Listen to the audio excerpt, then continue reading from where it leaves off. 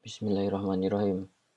Setelah kemarin tentang bahaya dari tekanan darah tinggi, maka video kali ini kita akan membahas tentang gejala-gejalanya. Karena kita sudah tahu bahwa ternyata tekanan darah tinggi yang tidak terkontrol menyebabkan penyakit jantung, stroke, penyakit ginjal, gangguan kerusakan mata, kemudian penyakit pembuluh darah tepi, gangguan saraf, gangguan cerebral, yang mana ini memerlukan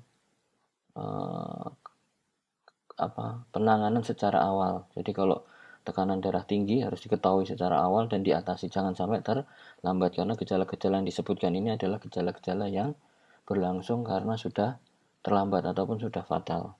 Sehingga video kali ini akan kita bahas tentang gejalanya. Mengingatkan bahwa hipertensi di dunia kejadiannya tambah hari tambah banyak. Kemudian juga akan diprediksi pada tahun 2025 akan sebanyak 29% orang dewasa akan mengalami hipertensi dengan 8 juta kematian setiap tahunnya.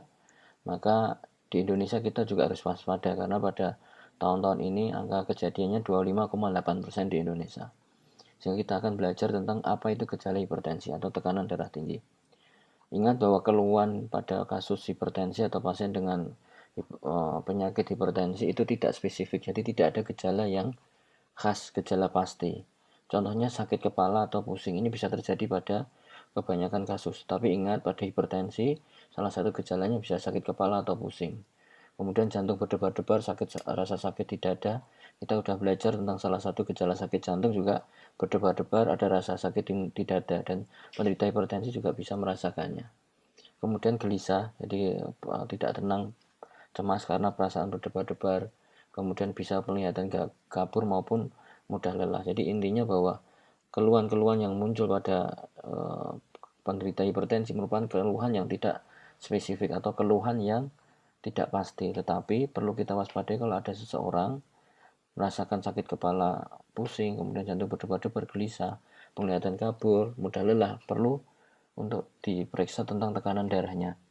Karena contohnya adalah penglihatan kabur. Kita tahu tentang salah satu bahaya fatal dari hipertensi adalah gangguan penglihatan maupun stroke, jadi perlu diperiksakan.